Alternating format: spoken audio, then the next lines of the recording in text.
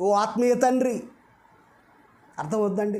తమ ఆత్మల కోసం తన్ను తాను వ్యయపరుచుకున్నాడు. ఇలాంటి వారు కనుమరుగైపోయారండి. సంఘాలలో కనుమరుగైపోయారు, లేరు. సంఘ క్షేమం చూసేవారు లేరు. సంఘ బిడ్డల పరిస్థితులు ఆలోచించేవారు లేరు.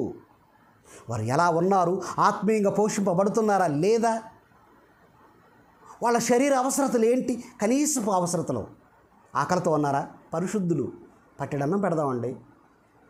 బట్టలు లేవా? పరిశుద్ధులు ఇద్దామండి వాళ్ళ కోసం. వాళ్ళ క్షేమం కోసం ఏమి ఇవ్వలేకపోతే ప్రార్థన చేద్దామండి వాళ్ళ కోసం. దైవజనుడు కలిగి ఉండవలసిన లక్షణాలు ఇవి. పిల్లల కొరకు తల్లిదండ్రులు ఆస్తి సమకూర్చదగినది. పిల్లల క్షేమం చూడాలి. హెబ్రీ పత్రిక 10:34, హెబ్రీలకు రాసిన పత్రిక 10వ అధ్యాయము 34వ వచనాన్ని చదువుకుందామండి ప్రియులరా. 10వ అధ్యాయము 34వ వచనం, ఏలయనగా మీరు ఖైదులో ఉన్న వారిని కరుణించి మీకు మరి శ్రేష్టమైనది స్థిరమైనదియునైన స్వాస్థ్యం ఉన్నదని ఎరిగి. శ్రేష్టమైనది స్థిరమైన స్వాస్థ్యం ఉంది, పరలోకం. మీ ఆస్తి కోల్పోవుటకు సంతోషముగా ఒప్పుకొంటిరి కాబట్టి మీ ధైర్యమును విడిచిపెట్టకుడి. దానికి ప్రతిఫలముగా గొప్ప బహుమానము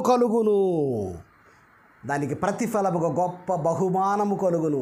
ఆత్మల రక్షణ కొరకు సువార్తను ప్రకటించే ఈ భారంలో తమ ఆస్తులైన కోల్పోవడానికి సిద్ధపడ్డారట.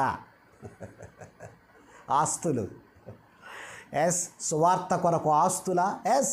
ఆత్మల రక్షణ కొరకు ఆస్తులు విడిచిపెట్టాలా, పంచాలా?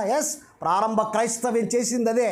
తమకు కలిగినది ఏది తమది అనుకోకుండా చరస్థిరాస్తులను అమ్మి సమానంగా పంచి సమసమాజం నేర్పించింది బైబిల్.